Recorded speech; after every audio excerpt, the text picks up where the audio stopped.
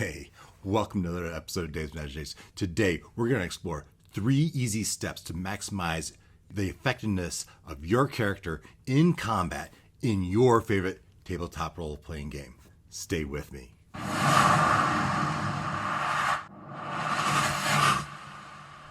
As you make your way along the narrow forest trail, the air is still beneath the thick green canopy. Shafts of sunlight pierce through in places, casting long, shifting shadows across the path. The bird songs go quiet, unnaturally quiet. Suddenly, twang, an arrow whizzes past your ear and thuds into a nearby tree trunk.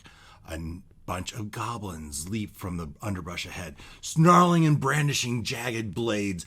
From your left and right, somewhere hidden in the brambles, you hear movement. More of them appear with bows drawn. What will you do? It's time to roll initiative.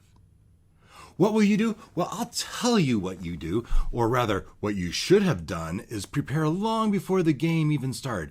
You should prepare before the fight even starts, even before the game session. This is what I call the get ready phase, the first of the 3 easy steps. The get ready phase, the outside of the game get ready phase. Outside of the game, before the game even starts, you should know thyself. That is, you should understand your class, your spell, your actions, your bonus actions. Know your character.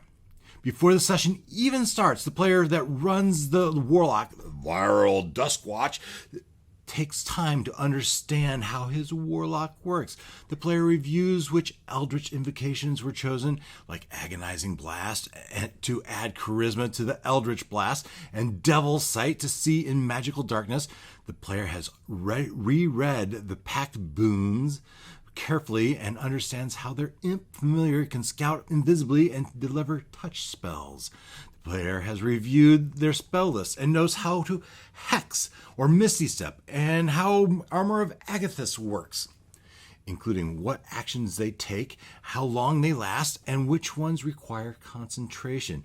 Most importantly, the player has planned smart combinations like casting darkness on themselves and using Devil's Sight to fight inside it while enemies are blinded. And in addition to that, not only should you know thyself, but you should also know thy others. That is, know your party composition. Do you have a well-rounded party? Know the abilities of your fellow adventurers? Have a general idea of the spells that your magic user has? Do you have a general idea of who it is in your party that can pick a lock or sneak the best? Do you have an idea who's going to be the healer? Know thy others. Know your party composition. The next thing you might do before the game session even begins is to check your gear. Take a look at your character sheet. You should know the stuff you have, or you had, the last time you played, but are there weapons or armor or equipment that you might want for the next time you play? Write them down so that you'd have them handy the next time you play, and then you can discuss it with your game master, and maybe he'll let your character go shopping, or maybe he'll just give them to you, or maybe he'll send you on a quest to get those items. Maybe they'll just happen to be part of the loot of your next encounter. Let your DM know, and maybe you'll have them for your next encounter. After knowing yourself and your party and figuring out what the equipment you want, next you might create a cheat sheet.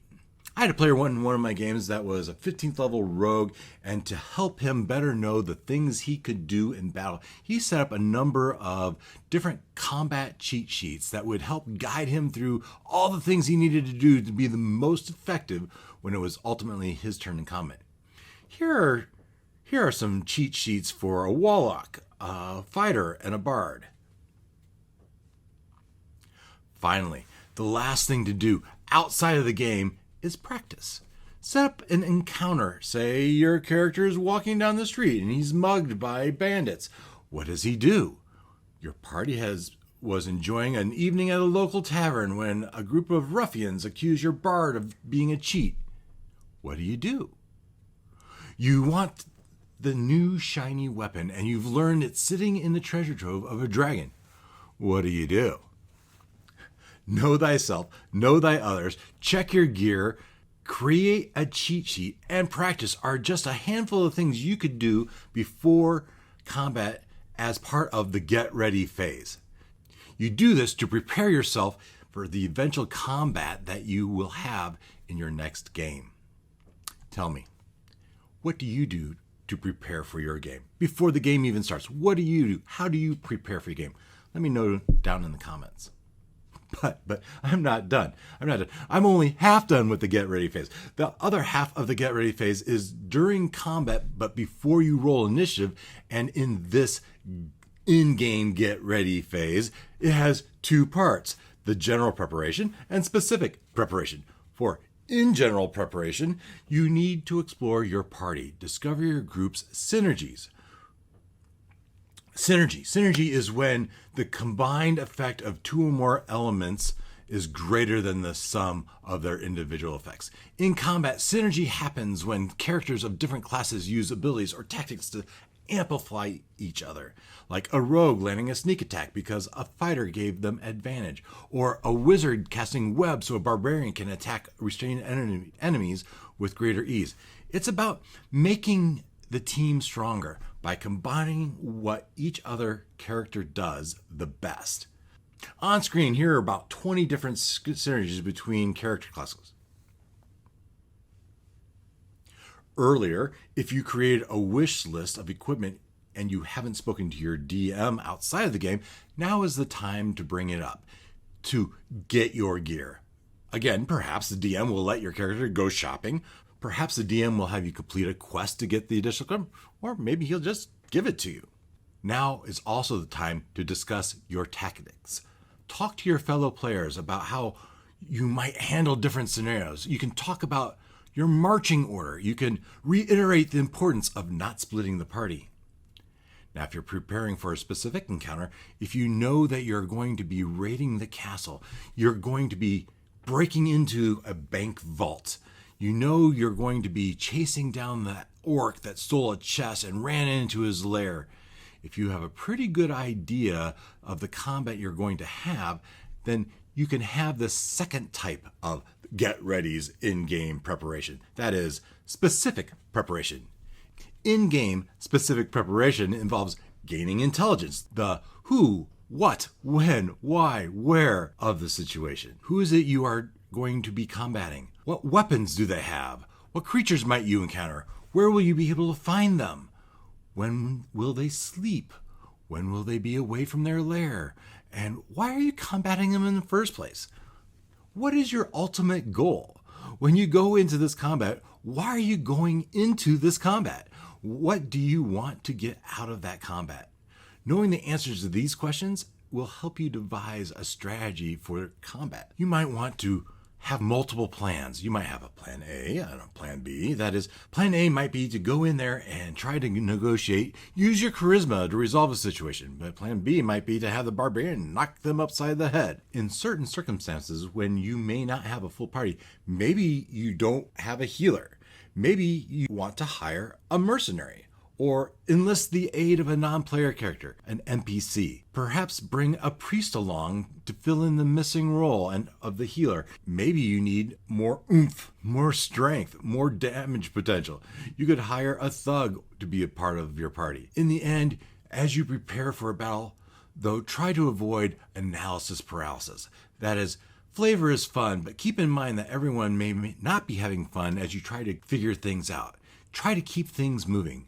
If there's too much strategizing, your barbarian is likely to get antsy. So you should know thyself, know thy others, check your gear, create cheat sheets, and practice as you get ready outside of the game. But then to get ready for combat during the game, you should do some general preparation, like discuss your group synergies and tactics, establish a marching order, reinforce the importance of not splitting the party, and establish tactics. Then to get ready for combat during the game, you should do some general preparation, like discuss group synergies and tactics, establish that marching order, reinforce the importance of not splitting the party, and pursue procuring equipment. And if you know the combat you're going to have, then you can have that specific in-game preparation to gain intelligence about the combat encounter. You can devise one or more plans and maybe get help from an NPC. The next step in my 3-step process for being super awesome in combat is after you do your preparation, whether that preparation was in-game, specific, or general, or the preparation was before the game started, is to have a get set stage. This is in-game and during combat, but it's not quite your turn yet. This is when you should get set. You'll survey the scene and establish a tactic for yourself. At this time, you should assess the situation. Who's here? What's the terrain? What's the goal of the combat? What are the challenges to resolve to achieve those goals? How can you help your team overcome those challenges? It's time to understand the environment. Identify cover, traps. Is there elevation you can take advantage of? Are there choke points? Your party enters a narrow cavern where the goblins lie in wait. The fighter ducks behind a stalagmite for cover, gaining +2 to his armor class and drawing fire. The rogue spots a tripwire and disarms it before anyone blunders into a dart trap. The wizard climbs a ledge, gaining elevation to gain line of sight over the melee, safely casting magic missile at exposed goblin archers. The dwarf cleric plants his shield at the tunnel entrance, creating a choke point and holding the line so that only one goblin can attack at a time, getting the mob's advantage. Things like these can really turn the tide in battle. Consider thinking beyond your character sheet. Your rogue is out of spells, low on hit points, and has no magical gear. You're cornered in a burning tavern with no clear way out. Instead of just attacking or hiding, he grabs a nearby tablecloth, soaks it in ale, wraps it around his face to blot out the smoke, and then leaps through a window holding a lantern as a distraction, hoping the enemies think you've run away. None of that is on your character sheet, but it's smart, cinematic, and totally possible with a quick check from the DM. Thinking beyond your character sheet means treating your character like a person in a dynamic world, not just a set of numbers. It's very important during combat when it's not your turn that you keep paying attention to what other players are doing and how the combat scenario is evolving.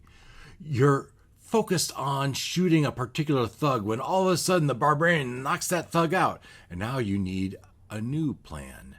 So watch each other's turn. Stay alert. The battlefield is constantly changing. This is why you need to have those plan A and plan B. This changes round by round. Every round, you should have that plan A and plan B. If this happens, I hit it with one attack. If that happens, I'm going to hit it with a completely different attack. And then ultimately, when it does become your turn, you need to be ready. You need to be ready for your turn.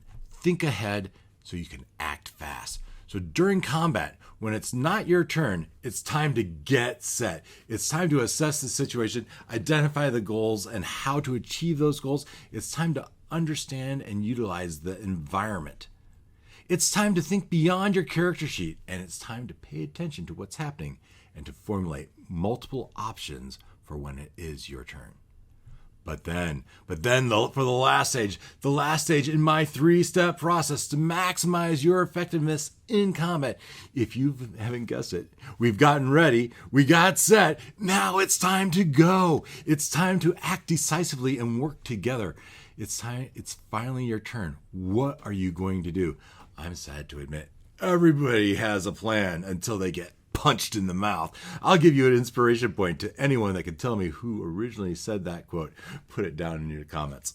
Now, I play primarily Dungeons & Dragons, and today I play the new 2024 rules. But these concepts work just as well for 5th edition and many of the role-playing games, tabletop role-playing games.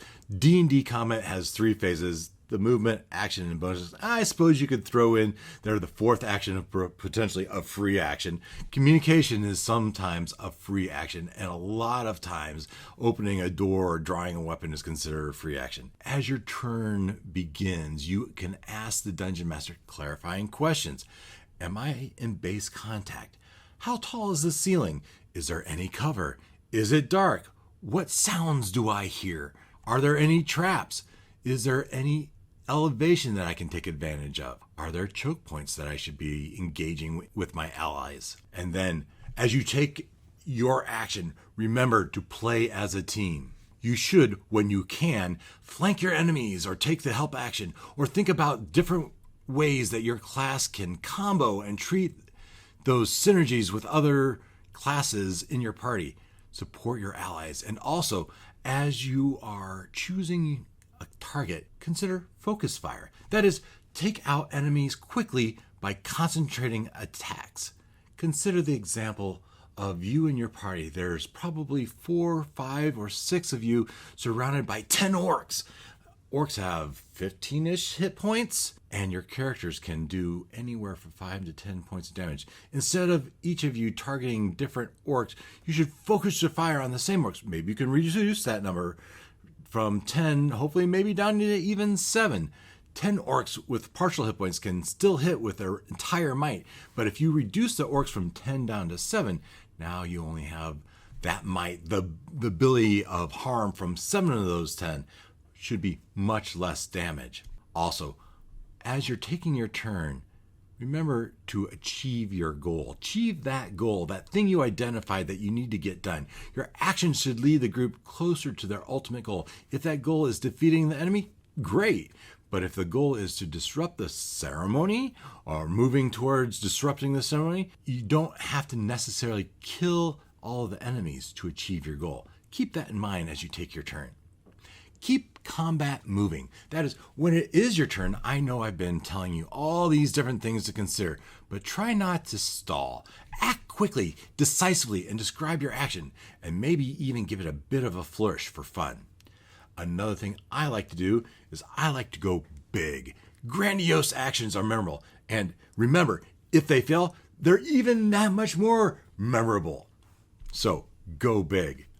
One last thing, and I almost hesitate to bring this up, but there is a time where you can metagame. Metagame within the tolerance of the people you're playing with. That is, as you're proposing different actions, heed the warnings, the verbal cues that your dungeon master gives. When you say, I'm going to shoot my bow and arrow at the ancient red dragon, and the dungeon master says, are you sure? Or, you can always try. Comments like these can give you a clue that the dungeon master doesn't think you have much of a chance, a very large chance of success. You might want to reconsider your action. Also, it could be considered metagaming when you play in a convention setting and you're down to your last 15 minutes and you don't want to go the entire session without using your biggest, baddest spell. If you only have one fireball, you're going to want to make sure that you use that one fireball before the end of the session. So that's the kind of metagame you're doing, but it's really managing your resources. You want to use those resources within the allotted time. By the same token, if you were, say, a cleric, you might want to make sure you use all of your channel divinity. A lot of classes have these skills and abilities that you can only use so many times during a game. You're going to want to make sure that you use those spells, abilities judiciously throughout your game session. This is especially important in a convention setting, maybe a little less important in a recurring game. So in a recurring game, you want to make sure you have those for the next session. But in a convention setting where you're only playing for 4 hours and you know you're going to be done, make sure you use all of those resources. Another thing my players like to do, if you're not hitting, if you keep rolling low and not getting the results you want, my players will put their dice in a dice jail. Set that dice aside. That is, they'll take that bad rolling dice and they'll put it away for a while. Put the dice in timeout and then roll some other dice. And when the dice goes cold, and maybe they'll bring out other dice. Oh, and heaven forbid they ever borrow my dice. Borrowing the Dungeon Master dice. Apparently, my dice, the Dungeon Master dice, are cursed. They will never use my dice. Anyway, have fun. Lean into being a little superstitious. Most players enjoy being that little bit of superstitious. Do you lean into superstitions in your game? Let me know in the comments. So those are my 3 steps. Just remember, get ready, get set, and go. My 3 steps for optimizing character effectiveness, optimizing your effectiveness during combat. I know a lot of what I've shared is pretty basic. Hopefully something in here was helpful. Maybe you can find a golden nugget. What steps do you take to maximize your combat effectiveness? Let me know in the comments. While you're down there, if you wouldn't mind hitting that like and subscribe, I'd appreciate it. And so until next time, take care.